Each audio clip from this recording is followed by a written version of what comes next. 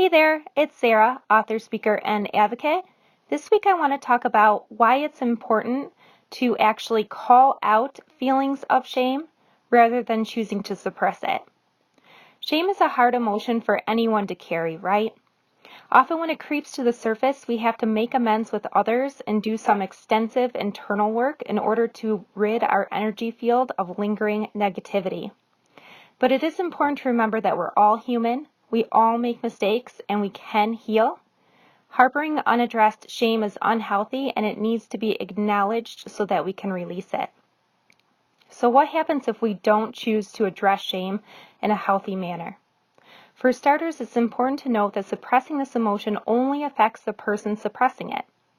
By trying to compartmentalize it in some deep recess of your mind, ensuring that it forever stays hidden, this will only induce guilt, particularly when confronted about the shameful act, okay? And secondly, projecting shame onto others is a natural defense mechanism that comes up when we choose to suppress it.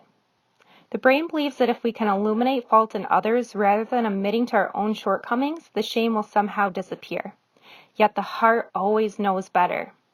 Each time shame is deflected onto others, our heart breaks. And this is the sting of guilt felt by avoiding integrity. So eventually the sting will become all-consuming and unbearable, and when it does, it is not uncommon for the individual who is harboring the shame to start engaging in self-destructive behaviors rather than facing it. So there is a saying that comes to mind here. 3 things cannot long be hidden: the sun, the moon, and the truth. One way or another, the truth is going to surface. What ultimately matters is everything we've done in between the time that the shameful act or event occurred to the time the truth is revealed. So if there is little time between the two, because the individual has chosen to freely admit to his or her faults, healing can be more readily facilitated, okay? We can move on to the next level.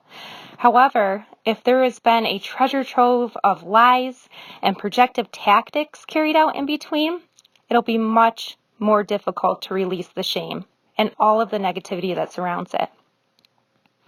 So the point is that projecting shame onto others or trying to hide it or trap it inside a deep recess of the mind is simply not sustainable. Okay?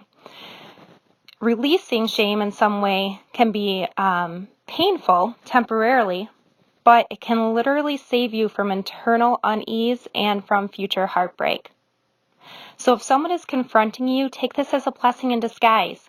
Their persistence offers an opportunity for dialogue and to discuss the shameful event so that a new perspective may be brought to the situation, or a new perspective may shed light on to what happened and what can be done to heal in the future. So I hope this was helpful, and I hope you have a wonderful week. Thank you.